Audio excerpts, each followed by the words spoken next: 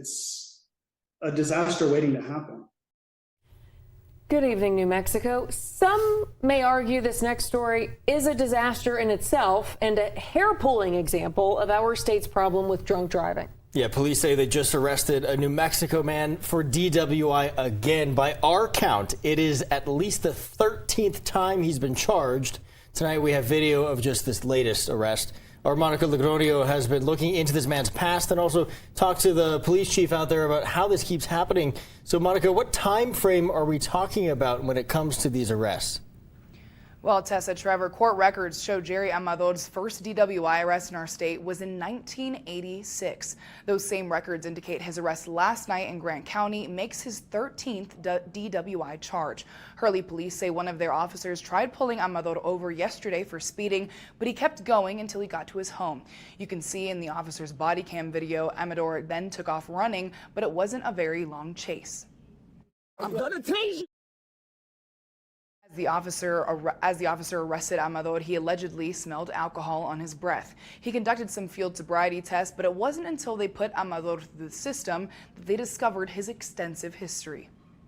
Now, I myself had arrested Mr. Amador just last month for driving on a revoked driver's license.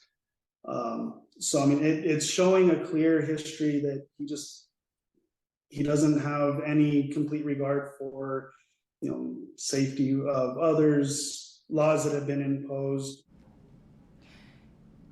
Chief Kevin Vigil says this is Amador's 10th arrest for DWI, but the court documents we found show at least 13 DWI charges since 1986. He had 2 cases in that year. Then police got Amador again in 93, 96, 97, and 2000. Then there's a 12-year gap before he's charged with drunk driving again in 2012, 2013, 2014, 2024, and again, here we are tonight in 2025. Looking at court records, Amador hasn't spent much time behind bars. Most of his drunk driving convictions ended with probation or leaving jail early for good behavior. Chief Vigil says Amador is clearly not learning his lesson, but what's most frustrating is that the community is at risk.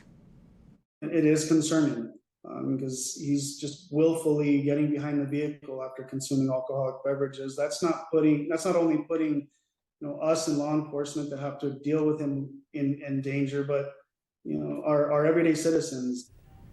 So, Monica, I mean, what happens now? We know Amador faced a judge today, but what could possibly be on the table now with these many DWI arrests?